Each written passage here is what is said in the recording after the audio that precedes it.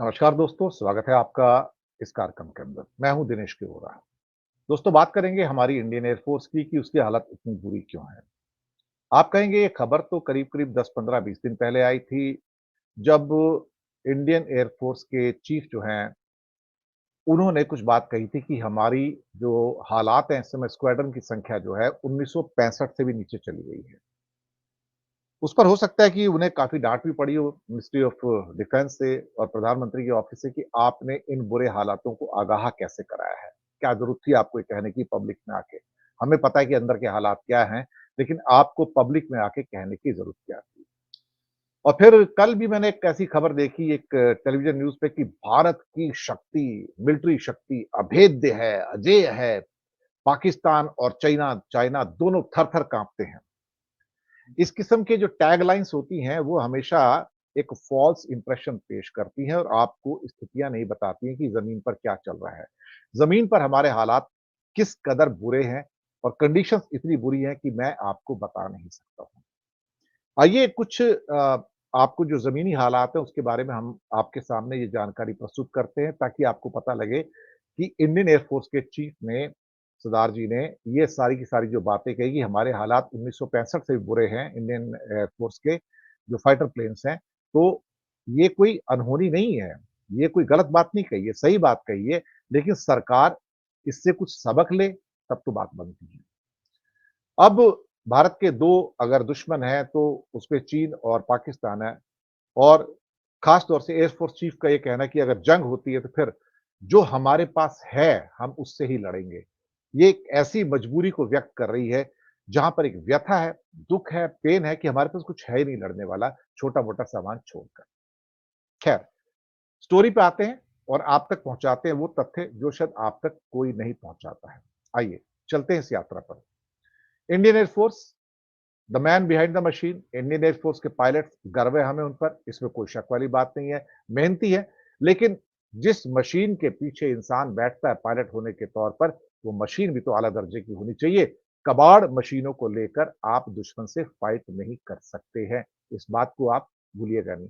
आपको याद होगा सर्जिकल स्ट्राइक के दौरान में जहां कहा गया था कि भारत के सभी एयरक्राफ्ट वापिस आ गए जो मिराज 2000 आक्रमण करने गए थे, लेकिन उसी सर्जिकल स्ट्राइक के अंदर हमारा एक मिग 21 भी तो क्रैश हुआ था, पाकिस्तान ने मार गिराया था और हमारे जो उस समय जो उसमें पायलट थे अभिनंदन जी, वो पाकिस्तान के अंदर लैंड किए थे और कि फिर कैसे उनको इमरान की सरकार ने वापस किया था ये भी एक स्टोरी है। तो उसके साथ हमारा एक हेलीकॉप्टर भी क्रैश हो गया था वहाँ पर। तो ये सब कुछ हुआ है वहाँ पर। लेकिन हमारी स्टोरी कुछ और कहती है कि जो इंडियन एयर फोर्स के चीफ ने कहा कि हमारे स्क्वाड्रन जो 42 होने चाहिए थे, वो इस समय 31 अवेलेबल है, 31 अवेलेबल है। चलिए ठीक है। लेकिन इन एक्चुअलिटी कितने हैं? अब इस 31 की संख्या के अंदर 2 मिग 21 के स्क्वाड्रन्स हैं जिनको जानबूझकर अभी तक रिटायर नहीं किया गया, लेकिन वो खड़े हैं। एक किस्म से कहा जाए तो वो मिग 21 जो है, वो नॉन फंक्शनल है। नॉन फंक्शनल इसलिए है, 1960 की कार क्या आप अपने सड़क के ऊपर दौड़ा सकते हैं? ये प्रश्न एक बार एक और इंडियन एयर फोर्स के चीफ ने कही थी कुछ कई साल पहले की बात है कि जब एक प्रेस कॉन्फ्रेंस हो रही थी तब उन्होंने प्रश्न पूछा था प्रेस के लोगों से, आप में से कितने ऐसे लोग हैं जो 1960 की कार आज भी चलाते हैं? तो उन सब ने कहा था कि नहीं, कोई भी नहीं चलाता, कौन चलाएगा? तो तब उन्होंने कहा था कि 1960 का मिग 21 हम आज भी उड़ा रहे हैं और कैसे उड़ा रहे हैं ये हम ही जानते हैं साहब। अब ये जो 2 मिग 21 के स्क्वाड्रन्स हैं, बेसिकली ये किसी काम के नहीं है और 400 क्रैश इसके अब तक हो चुके हैं, मिग 21 के। इसको फ्लाइंग कॉफिन कहा जाता है, उड़ता हुआ ताबूत कहा जाता है और इन 400 जो टोटल क्रैशेज़ हुए हैं मिग 21 के हिस्ट्री में, करीब-करीब आप समझो 65 सालों में, हमने 200 अपने होनहार पायलट गँवाए हैं उसके अंदर, शहीद हो गए उसके अंदर वो। अब 2 स्क्वाड्रन ये थे, ये भी इसमें से निकाल दीजिए आप। हमारे पास अब बचते हैं टोटल मिला के 29 स्क्वाड्रन। एक स्क्वाड्रन के अंदर 18 एयरक्राफ्ट भी किसी-किसी में होते हैं, जैसे राफेल के 2 स्क्वाड्रन हैं तो 18 हैं, किसी-किसी में 16 भी होते हैं, कभी 15 भी हो जाते हैं, तो वेरिंग करता है उसके अंदर स्क्वाड्रन के नंबर पे। अब हमारे पास जो फ़ोर्स है, सबसे ज़्यादा एयरक्राफ्ट कौन से? सुखोई हैं। सुखोई के करीब-करीब 256 या 255 और 260 के बीच की संख्या हमारे पास अलग-अलग सोर्सों से आ रही है। तो सुखोई बहुत बड़े एयरक्राफ्ट हैं। साइज में बहुत बड़े हैं, हैवी हैं, गैस गज़लर्स हैं। इनको नरसिम्हा राव साहब ने इंट्रोड्यूस किया था भारत की वायुसेना में, लेकिन सुखोई के बाद में इक्विप भी किया गया, दोबारा से री-इक्विप किया गया, बहुत करोड़ों अरबों रुपए लगाए गए उनके ऊपर।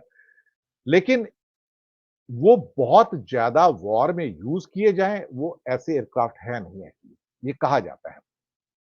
तो वॉर फ्रंट के ऊपर सुखोई कभी इतने ज़्यादा टेस्ट हुए नहीं हैं। इवन यूक्रेन वॉर के अंदर भी सुखोई कभी भी इतने कामयाब एयरक्राफ्ट के तौर पर नहीं उभर के आए। और आपको मैं याद दिला दूँ कि जब बालाकोट सर्जिकल स्ट्राइक किया गया था, सुखोई का इस्तेमाल नहीं किया गया था, मैं आपको बताऊँ। मिराज 2000 जो इंडिया का असली घोड़ा है, असली वर्क फ़ोर्स है, उसके हमारे पास 3 स्क्वाड्रन हैं साहब। समझ लीजिए अप्रॉक्सिमेटली 45-50 के आस-पास होंगे। वही हमारी वर्किंग स्ट्रेंथ है, मैं आपको बता दूँ, बस। वही हमारे वॉर के असली घोड़े हैं। तो 3 स्क्वाड्रन हैं। इवन जब कारगिल हुआ था, अटल जी के ज़माने में, उस युद्ध में भी, उस ज़माने में भी मिराज यूज़ किए गए थे और कोई यूज़ नहीं किए थे। क्योंकि वॉर के अंदर लड़ने के लिए आपको वो एयरक्राफ्ट चाहिए जो वॉर के लिए बना हो। सुखोई वॉर के लिए नहीं बना कहते हैं, लेकिन मिराज 2000 वॉर के लिए बना है जो फ्रेंच एयरक्राफ्ट है। अब साहब एक टाइम में जो कुछ एक्सपर्ट्स हैं, मिलिट्री एक्सपर्ट्स हैं, वो कहते हैं कि एक टाइम में जो 255 से 260 के बीच में सुखोई एयरक्राफ्ट हैं, उनमें से कितने अगर वॉर अभी हो जाए तो कितने तैयार हो जाएँगे वॉर में जाने के लिए? सिर्फ 60% हो जाएँगे। उनमें से सिर्फ 60% यूज़ किए जा सकते हैं। यानी कि 255 में से लगा दो, तो भाई साहब उसमें 100 एयरक्राफ्ट आप कम कर दीजिए उसमें से। यानी कि सिर्फ 150 सुखोई आपके पास अवेलेबल होंगे 250, 260 में से जो उड़ सकते हैं, वॉर के अंदर भाग ले सकते हैं। लेकिन मैंने क्या कहा कि सुखोई वॉर टाइम के घोड़े नहीं है भाई, घोड़े तो मिराज ही है। और वो है सिर्फ 3 मुश्किल से 45-50। भारत अभी कतर से बात कर रहा है क्योंकि नए तो उनके पास बनाते नहीं है फ्रांस वाले। तो सुनने में आया है कि कतर के पास 9-10 मिराज 2000 है, लेकिन वो थोड़ा-सा अलग वर्ज़न है वो, तो उसका अलग स्क्वाड्रन बनाना पड़ेगा। तो भारत कतर से कह रहा है भैया ये मेरे को मिराज 2000 दे दो, मेरे को बहुत ज़रूरत है, मेरे पास एयरक्राफ्ट नहीं है, अटैक एयरक्राफ्ट नहीं है मेरे पास। तो कतर से बातचीत चल रही है, अगर हो जाएगा तो इंडिया उन 9-10 एयरक्राफ्ट को वहाँ पे खरीदने जा रहा है। ऐसे ही दुनिया के अंदर हालात है कि फाइटर एयरक्राफ्ट जो ढंग के हों, वो अवेलेबल नहीं हो पाते हैं। तो कारगिल हो या बालाकोट, मिराज 2000 ही यूज़ किए गए थे। अब हमारे पास कुछ जैगुआर के भी कुछ है इसके अंदर, लेकिन जैगुआर तो देखा जाए तो राजीव गांधी ने खरीदा था, मिराज 2000 भी राजीव गांधी ने खरीदा था। तो भला हो उसका आदमी का कि 2 इसने फाइटर एयरक्राफ्ट खरीदे, लेकिन जैगुआर का उपयोग इस समय सिर्फ ट्रेनिंग में किया जा रहा है, वो भी साउथ के अंदर। जैगुआर का अब वो जो रोल होना चाहिए था एक वॉर फ्रंट में वो खत्म हो चुका है। तो राफेल उसके बाद पिछले 20-25 सालों के अंदर सिर्फ हमारे 2 स्क्वाड्रन राफेल के इंट्रोड्यूस किए गए, वो भी 36 एयरक्राफ्ट। ये फाइटर हैं, ये जा सकते हैं क्योंकि इसको आप कह सकते हो कि इट्स ए इम्प्रूव्ड मिराज है ये। राफेल क्या है? इम्प्रूव्ड मिराज है, इसके अलावा और कुछ नहीं है वो। लेकिन ये 4.5 जनरेशन का एयरक्राफ्ट है, 5 जनरेशन का एयरक्राफ्ट नहीं है जो चाइना के पास है और पाकिस्तान को मिलने जा रहा है। अब जैसे ही मैंने कहा कि भारत में सबसे ज़्यादा अगर आर्म्ड फोर्सेस को सबसे ज़्यादा ऊपर तक लाया गया तो राजीव गांधी के द्वारा लाया गया। राजीव गांधी थे जो बोफोर्स को लाए थे। राजीव जो बोफोर आज तक हमारी बैकबोन कौन है? जो 155 एमएम की गन्स हैं, बोफोर्स हैं। लेकिन राजीव गांधी के लिए कितना उनको सुनना पड़ा था। जो मिराज 2000 में राजीव गांधी लेके आए थे, जगुआर्स राजीव गांधी लेके आए थे। आर्मी के ऊपर उनके समय के अंदर जो एक्सपेंडिचर था 4.2% ऑफ जीडीपी था। 4.2% और उसके बाद कोई भारत की सरकार 4.2% ऑफ जीडीपी खर्चा नहीं कर पाई, बल्कि मोदी सरकार ने तो खर्चा हमेशा इसको 2% से कम रखा है और इस साल का जो खर्चा है वो 1.8% है। 1.8% of GDP is spent on the defence forces. हमारी डिफेंस फोर्सेस ट्रिपल क्यों हो गई है? आप वो सारी अनाउंसमेंट मत मत के जाइए कि भारत ने 80,000 करोड़ के ड्रोन और 2 न्यूक्लियर सबमरीन खरीद लिए हैं। भैया खरीदी-वरीदी कुछ नहीं है, दोनों न्यूक्लियर सबमरीन्स आपकी आएँगी आज से 20 साल के बाद, जो बनेंगी 25 साल के बाद आएँगी।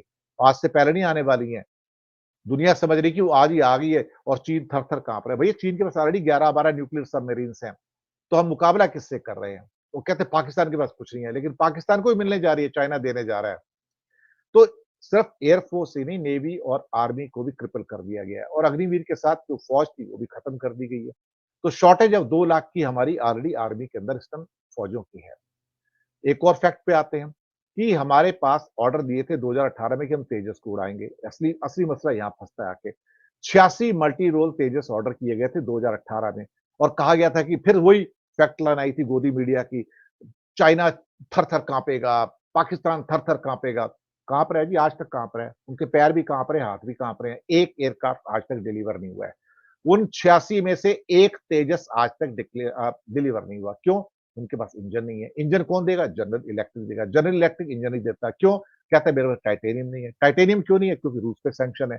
दुनिया का 80% टाइटेनियम कहाँ से आता है? रूस से आता है। तो भैया जी वो एयरक्राफ्ट के इंजन तो आते नहीं है। अब आप क्या करोगे?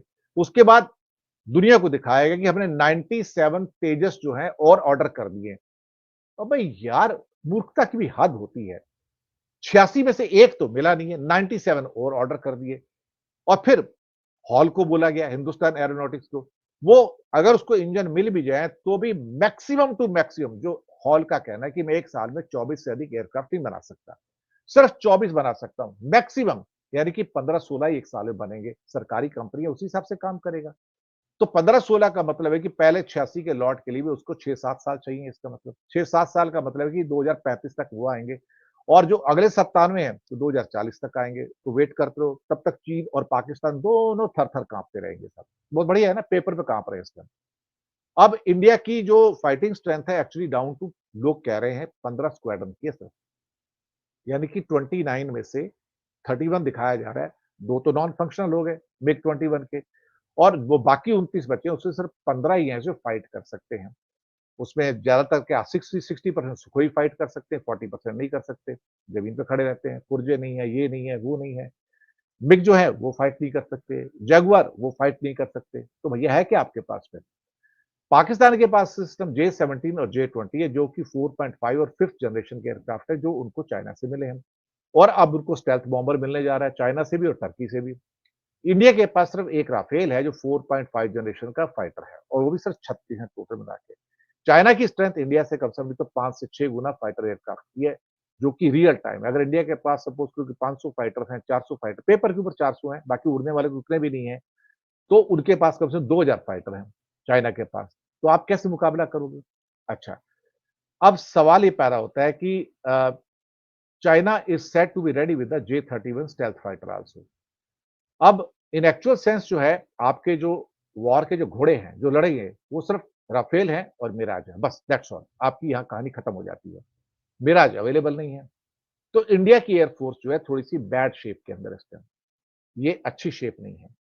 अगर आप 24-25 साल के अंदर सिर्फ 36 एयरक्राफ्ट राफेल के इंडक्ट कर पाए और पूछिए मोदी जी से जो 126 राफेल का ऑर्डर था मनमोहन सिंह का, भैया कैंसल क्यों किया आपने? भैया जी किसी को ऑर्डर देना था, कमीशन खानी थी, बहुत कुछ करना था, कहानी बहुत लंबी-चौड़ी है। सुप्रीम कोर्ट में भी गई थी, सुप्रीम कोर्ट भी सुनने को तैयार नहीं है, न्यायपालिका सरकार के साथ खड़ी है, आप क्या करोगे अल्टीमेटली? कुछ आपको फोटोग्राफ भी दिखा देते हैं यहाँ पर, लेकिन एक कुछ डिटेल और भी हैं कि 35 स्क्वाड्रन तो 2013 में थे, यानी कि मोदी जी के अब 31 रह गए, 4 स्क्वाड्रन तो मोदी जी के टाइम में डाउन ऐसे ही हो चुके हैं और जो एक्सपेंडिचर है हमारा 1.9% ऑफ जीडीपी हो गया है। और जो टोटल एक्सपेंडिचर जो बजट का होता है वो 12.9% है। It is as low as 1960 के अंदर जो होता था और उसको एयर फोर्स के चीफ ने भी कह दिया। ये सारा का सारा हमारे हालात जो हैं निकल कर आ रहे हैं। तो यहाँ पे मैंने जीडीपी के अंदर फिगर भी दे दिया कि मोदी जी ने कितना पैसा खर्च किया 2015 से लेके 2024 तक और हर साल घटता-घटता आप पाएँगे कि खास तौर से 2020 के बाद तो हर साल घटता चला गया 2.88 फिर 2.66 2.21 1.97 और 1.89 और उससे पहले भी 2.4 2.5 2.4 2.5 यही चलता था। तो सवा 2 2.5% के आसपास जो खर्चा होता था अब 1.89 पे आ गया पिछले 2 सालों से। तो मोदी जी तो खर्चा कम ही करते चले जा रहे हैं। जबकि उससे पहले जो हमारे मनमोहन सिंह थे, उनका जो खर्चा था वो 2.5, 2.8, 2.7, 2.6, 2.5, 2.5 इस ढंग से था। तो कम से कम 2.5% पौने 3% मनमोहन सिंह डिफेंस पे खर्चा करते थे। मोदी जी ने वो भी कट कर दिया। खैर, मैंने तो यहाँ पे फिगर दिए आपके सामने सारे के सारे। ये मिराज 2000 में जो असली घोड़ा है, जिसको राजीव गांधी लेके आए थे, भगवान भला करे उनका, उनकी आत्मा को शांति दे।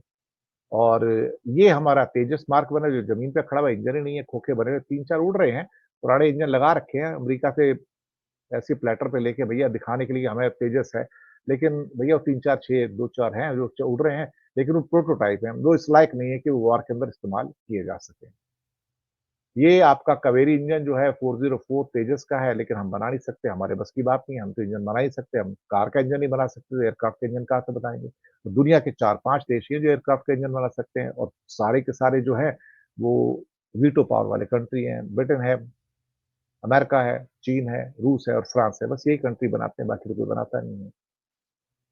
ये पाकिस्तान का F-16 है, जो उसका वॉर हॉर्स है, उसका लड़ाई का घोड़ा है और आज भी बहुत मजबूत है, इसमें कोई शक वाली बात नहीं। दुनिया के बहुत सारे देशों में F-16 आज भी किए जाते हैं, यूज़ किए जाते हैं और बहुत कामयाब एयरक्राफ्ट है, इसमें कोई शक वाली बात नहीं है। ये भी एक एयरक्राफ्ट है, ये भी शायद पाकिस्तान एयरफोर्स का ही है और ये सुखोई है भारत का, भारी भरकम है, शायद इसकी मैन्योरेबिलिटी जो है बहुत कमज़ोर है और इसलिए 60% मुश्किल से इंडिया के जो सुखोई है उसको वॉर टाइम में यूज़ किया जा सकता है, इससे ज़्यादा नहीं और इनके अंदर बहुत कमियाँ हैं क्योंकि बहुत भारी और बहुत बड़े साइज़ का एयरक्राफ्ट है, तो उसकी यूटिलिटी वैल्यू कम हो जाती है। पाकिस्तान के पास ये अभी जो जे-20 और जो जे-17 एयरक्राफ्ट है वो है, जे-20 तो 5th जनरेशन एयरक्राफ्ट है जो अब उसके यहाँ जे-17 तो प्रोड्यूस हो रहा है, वहाँ पे फैक्ट्री में बनता है पाकिस्तान के अंदर, जे-20 उसको अब मिलने जा रहा है या मिल चुका है और कुछ और सप्लाईज़ मिल रही हैं। इसके बाद जे-31 चाइना ने स्टेल्थ फाइटर जो कि कान जो कि टर्की का आया है, उसके साथ उसने ये भी डेवलप कर लिया है। तो चीन का जे-31 स्टेल्थ फाइटर है। ये 5th जनरेशन स्टेल्थ फाइटर है। इंडिया के पास तो स्टेल्थ है ही नहीं और ना ही कोई देने को तैयार है इंडिया को। लेकिन सुनने में आया है कि कान और जे-31 पाकिस्तान को मिलने जा रहे हैं। जे-31 तो अभी मिल जाएगा क्योंकि ये रेडी हो चुका है इस टाइम चीन के द्वारा। ये दोनों के फोटोग्राफ हैं। मैंने कान के ऊपर तो जो टर्की का स्टेल्थ फाइटर उसका मैंने फोटोग्राफ भी दिया था और स्टोरी भी की है मैंने। तो ये दोनों फाइटर जो है इस टाइम क्या कहते हैं कि मिल सकता है खास तौर से पाकिस्तान को। लेकिन जे-31 पहले मिलेगा और जे-20 के आने के बाद से जे-17 और जे-20 के आने के बाद से ही पाकिस्तान की एयरफोर्स F-16 के साथ बहुत ज़्यादा स्ट्रॉन्ग हो चुकी है। तो पेपर पे आपको बताया जाएगा कि राफेल बहुत अच्छा है, सब कुछ है, लेकिन हमें ये नहीं भूलना चाहिए कि जे-17, जे-20 और बाद में जे-31 आएगा, तो चीज़ें ऐसी हो रही हैं जहाँ पाकिस्तान की एयरफोर्स काफ़ी सुपीरियर होती चली जा रही है। अब वो बकरी का बच्चा तो है नहीं, गए और मार के आ गए, ऐसा नहीं होगा। और F-16 जो है पुराना वॉर हॉर्स है दुनिया का, एक्सीडिंगली सक्सेसफुल एयरक्राफ्ट है, इसमें कोई भी संदेह वाली बात नहीं है। तो ये थी हमारी एयरफोर्स की ज़मीनी हालत कि हमारे पास अगर ज़मीन पे लड़ना हो, तो ले दे के फिर हमें मिराज 2000 पे डिपेंड करना पड़ता है या अब राफेल आए हैं तो उन पे डिपेंड करना पड़ेगा। बाकी हमारे पास कुछ ज़्यादा लड़ाई लड़ने लायक है नहीं क्योंकि सुखोई मेन वॉर हॉर्स नहीं है, ये कहा जाता है, मुझे नहीं पता और ये at a time more than 60% use नहीं किए जा सकते क्योंकि बाकी सबको स्पेस चाहिए, ये चाहिए, वो चाहिए, वो ज़मीन पे ही खड़े रहते हैं। गैस गज़लर्स भी हैं वो। तो बहुत सारी उसके साथ नेगेटिव पॉइंट्स भी हैं सुखोई के साथ। तो शुक्रिया आपका बहुत-बहुत।